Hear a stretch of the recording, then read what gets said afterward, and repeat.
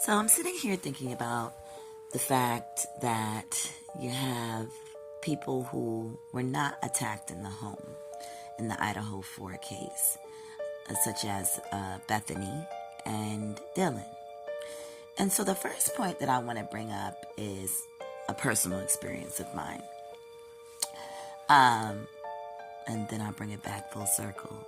So I remember when I was 19, about 19, my house was broken into.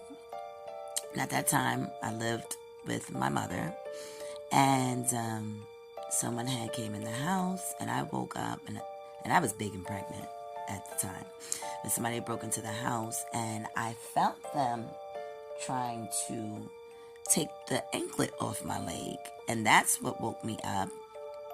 And I woke up screaming at the top of my lungs, right? So my mom was in the other room, and my mother was law enforcement at the time. And after I screamed, the person ran off, and my neighbor heard me. And I was in shock for a moment, but I was screaming.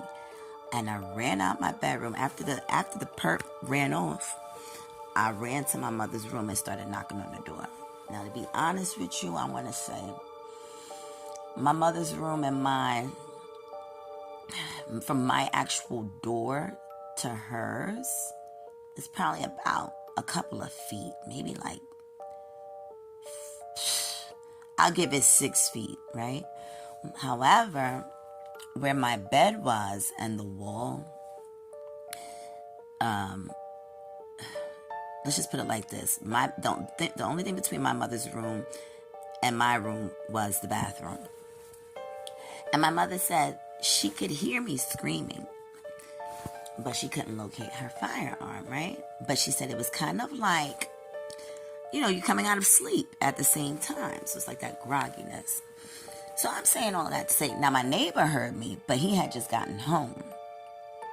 And so I'm saying all of that to say that, yeah, on one hand, absolutely, like something can happen in a home and you may not hear it. It can be something that's protecting yourself or another individual, right? So in that instance, things could have gotten very ugly. So anyway, come to find out, there was somebody else. So not only was there a perp in my bedroom, there was another individual in the front doorway of the place where I used to live.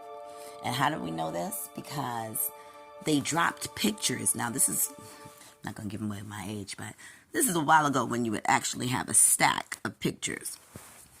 So anyway, they dropped that. So they must have been snooping around in my room, found those pictures and dropped them in between the two front doors of the house, because you come into one door and then there's like, a tiny little hallway with stairs to go upstairs, and then there's another door.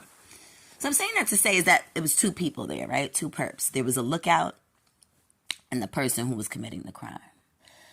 So to bring that full circle, so as I say, yes, it's possible for somebody to be in the same house and not hear anything, right? But let's think about this, and definitely, unless one is I'm not even going to say under the influence, but it all went down suddenly, I could see a person doing it individually. If it was something that went down suddenly, or maybe the person was like super high on something. So I'm sitting here thinking outside of that, I only see it as a plan. It would have to be a plan, and it would have to be more than one person.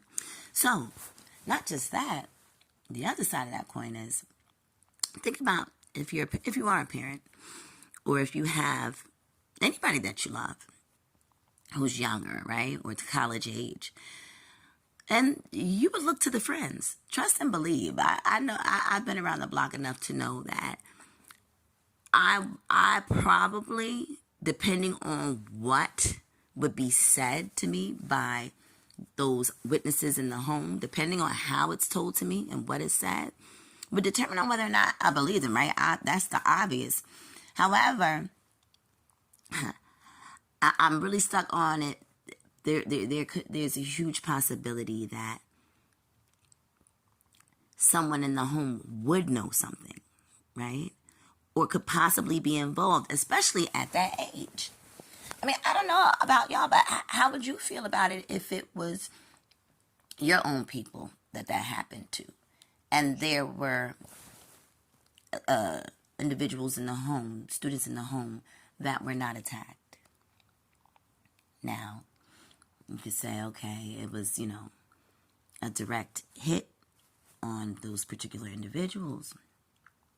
Or maybe the person is spared because they know the individual but are not involved. And then it could be a situation of, those people who weren't attacked could have actually known about it but didn't know it was going to go that far. So when people say, oh, leave the roommates alone, yeah, okay, but you also have to consider the other side. And that's that people are jealous.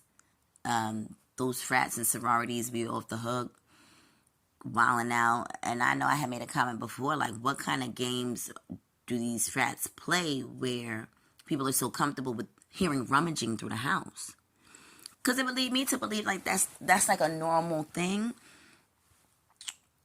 or kind of almost a setup, but not to that degree. In essence, a setup in a sense where they didn't think it was going to go that far.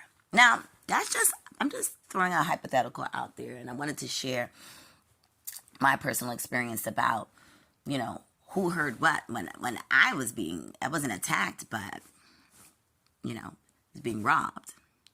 So let me guys know what you think. How would you feel personally if it were you in those shoes? How would you feel about your anybody that you know and their college age friends, and if that would have happened to them? Would you be pressing the roommates, or would you just trust their word? Let me know in the comments.